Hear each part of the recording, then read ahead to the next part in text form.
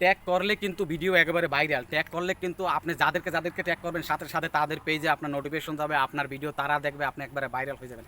Tag করলে কি কি সুবিধা আছে, ট্যাগ করলে কি কি অসুবিধা আছে, এই জিনিসটি নিয়ে আজকে আলোচনা করবো। আপনারা ভিডিওটা প্লিজ দয়া করে স্কিপ করবেন না, পুরো ভিডিওটা দেখুন। আসসালামু আলাইকুম, দেশ ও দেশের বাইরে যে যেখান থেকে দেখতেছেন সবাইকে ওমর সানি ব্লগে স্বাগতম। সকলের প্রতি প্রীতি ও শুভেচ্ছা, আমার ভালোবাসার প্রিয় আপুরা ও বোনেরা। আপনারা একটা পেজ খুলে কী করেন, সাথে সাথে অন্য ভাইদেরকে ট্যাগ করা শুরু করে দেন, ঠিক আছে? কারো ট্যাগে মনে করেন 50 জন পর্যন্ত আছেন। এটা কী ধরনের অভ্যাস ভাইয়া? আপনি কি জানেন ফেসবুক থেকে ট্যাগ করা নিষেধ করা হয়েছে?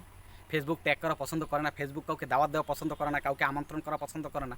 ট্যাগ মানে আপনি আমাকে আমন্ত্রণ করছেন, আপনি আমার ভিডিওতে এসে যখন আমাকে ট্যাগ করবেন, আমার পেজটাকে ট্যাগ করবেন, তখন তো আপনি আমাকে আমন্ত্রণ করলেন। এই জিনিসটা এক ধরনের প্রমোট, এই প্রমোট ফেসবুক পছন্দ করে না, ফ্রি প্রমোট ফেসবুক পছন্দ করে না। আর একটা প্রবলেম হচ্ছে ভাইয়েরা আপুরা, এটা কি জানেন, আমার ভিডিওতে যদি ফ্ল্যাট কন্টেন্ট থাকে, পলিসি ইস্যু থাকে, ঠিক আছে, আমার এখানে যদি কোনো ভাইলেশন থাকে, আপনি ট্যাগ করার মাধ্যমে সেই policy issue, violation, flat content যত রকমের সমস্যা থাকবে সবগুলো আপনার পেজে গিয়ে যাবে। আপনার মনিটাইজেশন হইলে ওই সময় আপনাকে ঝামেলা করবে, তখন আপনি আর এই কোথাও খুঁজিয়া খাইজা পাবেন না, আমারও পাবেন না, আপনি ট্যাগ রিমুভ করতে পারবেন না। আর আমিও তো আপনার এই সমস্যার কারণে বাইরে থাকবো যখন আমার মনিটাইজেশন আসবে। তাই ভাইয়েরা আপুরা, ফেসবুক যারা নতুন পেজ খুলছেন তারাই অধিকাংশ ট্যাগ করেন। আপনারা বড় বড় কন্টেন্ট ক্রিয়েটর ভাইদেরকে একটু ফলো করেন, তাদের ভিডিওগুলো দেখেন প্লিজ প্লিজ। বাংলাদেশে বড় বড় যত কন্টেন্ট ক্রিয়েটর আছে এবং বিদেশে আছে সকল ভাই বোনদের আপনারা ভিডিওগুলো ফলো করুন। তারা কী ধরনের ক্যাটাগরি, কী ধরনের টাইটেল, কী ধরনের সিস্টেম দিয়ে ভিডিওটা পোস্ট করছে, তাদের ওখানে ট্যাগ আছে কিনা, তাদের ওখানে মনে করেন যে আপনার হ্যাশট্যাগ কী ধরনের, তারা টাইটেল কী ধরনের দিয়েছে, তারা মনে করেন যে কাউকে ট্যাগ করছে কিনা, ঠিক আছে? এই জিনিসগুলো দেখেন।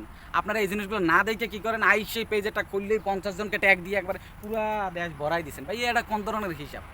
আপনি যদি এখানে দেখেন, এখানে যতগুলো গাছ আছে, একটা গাছ আর একটা গাছের সাথে যদি বাইন্ধে দেওয়া হয়, মনে করেন একটা গাছের সাথে আরেকটা গাছ বাইন্ধে দেওয়া হয়েছে, তখন যদি দুর্বল গাছটা পড়ে যায়, ওই সবল গাছটা তো সে টাইনা ধরে খিচে থাকবে, আস্তে আস্তে সবল গাছটা তার সাথে পড়ে যাবে। ঠিক তদ্রূপ আমার পেজে যদি কোনো সমস্যা থাকে, আমার ভিডিওতে যদি কোনো সমস্যা থাকে, আর আপনি যদি আমাকে ট্যাগ দেন, তাহলে সেই আপনার ট্যাগ সমস্যাটা আপনার ওখানে যাবে। আপনি একটা মিউজিক ভিডিও দিয়ে আমাকে যখন ট্যাগ করছেন, আমার সুস্থ পেজটাকেও আপনি নষ্ট করছেন। কেন ভাইয়া? আপনার আমার একজন ভালো আর একজন ভালো ভালো লাগে না? আপনি নিরাপদে কাজ করুন আর অন্যকে নিরাপদে কাজ করার সুযোগ দিন। আপনিও অসুস্থ আর একজন সুস্থ মানুষকে এসে তার সাথে এসে বাজাই দিলেন। এটা ধরো এক ধরনের মনে করেন যে মানসিক টেনশনের মধ্যে আপনারা রাখেন। সব সময় নোটিফিকেশন চেক করতে হয়, কি আমাকে ট্যাগ করছে, কি আমাকে ট্যাগ করছে। ভাইয়েরা, যদি আপনারা ফেসবুক থেকে কখনো ইনকাম করতে চান, প্রফেশনালি ফেসবুকটাকে নেন, ঠিক আছে, প্রফেশনালি কাজ করুন, কাউকে টোটালি কোনোদিন ট্যাগ করবেন না, ঠিক আছে?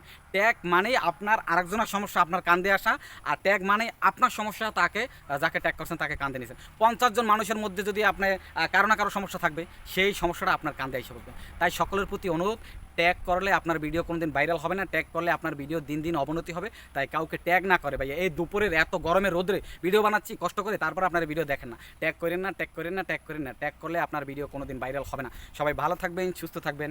যদি আমার এই কথাটা একটু পরিমাণ আপনাদের ভালো লেগে থাকে, প্লিজ সুন্দর একটা কমেন্টের মাধ্যমে জানিয়ে দেবেন। আসসালামু আলাইকুম।